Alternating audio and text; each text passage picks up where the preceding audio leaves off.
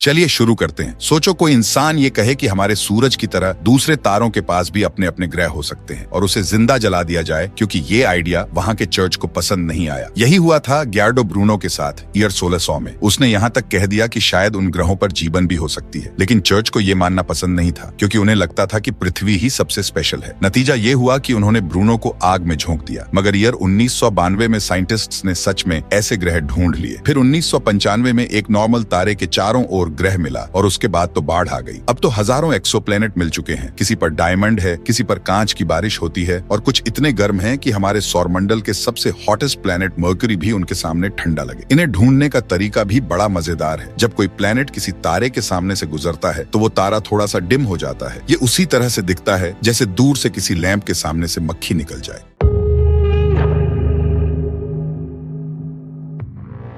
ऐसी ही एक खोज हुई जापान में साल 1920 में। वासाबुरो ओइशी नाम के वैज्ञानिक ने पाया कि आसमान में एक तरह की नदी बहती है, पानी की नहीं बल्कि बेहद तेज हवाओं की। उसने ये सब एस्पेरांतो भाषा में छापा और दुनिया ने ध्यान ही नहीं दिया। लेकिन वर्ल्ड वॉर 2 के दौरान अमेरिकी पायलट्स अचानक समझे कि उनके जहाज क्यों इधर उधर उड़ रहे हैं। असल में वो जेट स्ट्रीम में फंस गए थे। जापानी सेना ने तो यहाँ तक किया कि 9300 बलून बम इसमें छोड़ दिए, ये सोचकर कि हवा उन्हें अमेरिका तक ले जाएगी। ज्यादातर समंदर में गिरे, मगर लगभग 300 बलून्स अमेरिका की जमीन पर गिरे।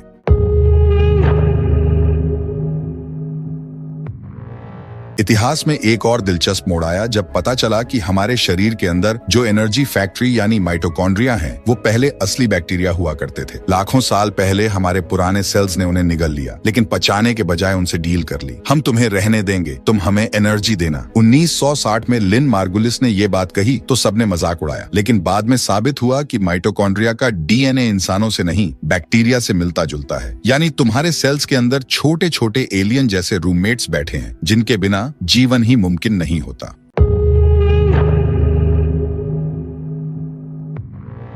ऐसे ही एक समय पर वैज्ञानिकों ने कहा कि कहीं ऐसे स्टार्स भी हो सकते हैं जो लाइट तक निकल जाते हैं। 1700 में जॉन मिशेल ने इन्हें डार्क स्टार्स कहा और सबने उसका मजाक उड़ाया। यहाँ तक कि आइंस्टाइन ने भी मानने से इनकार कर दिया। लेकिन 1960 में जब वैज्ञानिकों ने देखा कि तारे किसी खाली जगह के चारों ओर घूम रहे थे जहाँ कुछ दिखता नहीं था, और वहीं से ब्लैक होल का सच सामने आया। 2019 में तो उसकी तस्वीर भी आ गई, एक चमकता हुआ डोनट जैसा। और आज हम जानते हैं कि अगर कोई ब्लैक होल में गिरा तो उसका शरीर सेंटर फ्रेश च्यूइंग गम की तरह खींच जाएगा, और यहाँ तक कि वो यूनिवर्स का पूरा फ्यूचर भी देख सकता है अगर जिंदा रहा तो।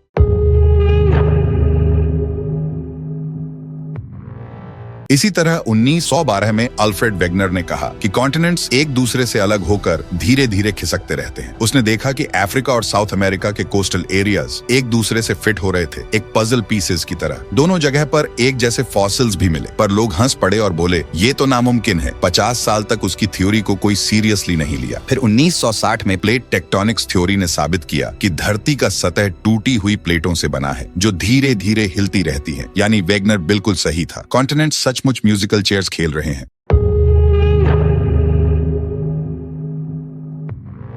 कुछ ऐसा ही हुआ जब बेल्जियम के प्रीस्ट और वैज्ञानिक जॉर्ज लेमेत्रे ने कहा कि यूनिवर्स की भी एक शुरुआत हुई थी। सब कुछ एक छोटे से बिंदु से निकला। सबने उसका मजाक उड़ाया, यहाँ तक कि एक वैज्ञानिक ने रेडियो पर ताना मारते हुए इसका नाम बिग बैंग रख दिया। मगर 1960 में जब पूरे यूनिवर्स में हल्की सी गर्माहट का सबूत मिला तो साबित हो गया कि वाकई यूनिवर्स का भी एक बर्थडे है। और उसी पल लेमेत्रे पागल प्रीस्ट से यूनिवर्स की शुरुआत समझाने वाले बन गए।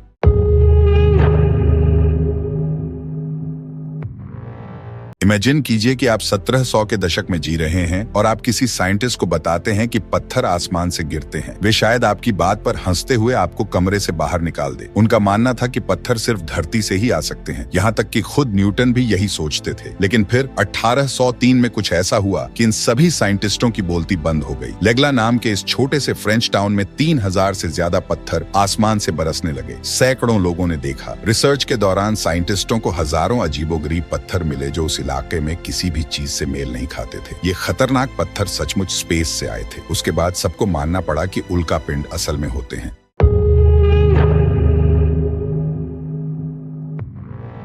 इमेजिन कीजिए कि आपको ये कहने पर जेल में डाल दिया जाए कि पृथ्वी सूरज के चारों ओर घूमती है। 1600 के दशक में गैलीलियो के साथ ठीक यही हुआ था। 1500 से भी ज्यादा सालों तक सभी यही सोचते रहे कि अर्थ ही सब कुछ का सेंटर है। लेकिन तभी कोपरनिकस नाम का एक आदमी एक अजीबोगरीब विचार लेकर आया। क्या हो अगर सूरज ही असल में सोलर सिस्टम का सेंटर हो? लोगों को लगा कि वो पागल है, लेकिन गैलीलियो ने अपनी नई टेलीस्कोप से इसकी जांच करने का फैसला किया। सबसे पहले उन्होंने जुपिटर के चारों ओर घूमते 4 मून्स देखे। ये एक बड़ी बात थी क्योंकि इससे साबित हुआ कि हर चीज पृथ्वी के चारों ओर नहीं घूमती। लेकिन वहां के चर्च इससे बिल्कुल भी खुश नहीं था, क्योंकि उन्हें लगता था कि पृथ्वी ही सबसे स्पेशल है और हम इंसान भगवान के दूत है। इसलिए उन्होंने गैलीलियो पर मुकदमा चलाया और उनको घुटनों के बल बैठकर ये कहने के लिए मजबूर किया गया कि वो गलत थे। चर्च ने उन्हें जीवन भर के लिए नजरबंदी कर दिया। लेकिन रिसर्च के बाद सच सामने आने पर आखिरकार चर्च ने 1992 में गैलीलियो को सॉरी बोला, पूरे 359 साल के बाद।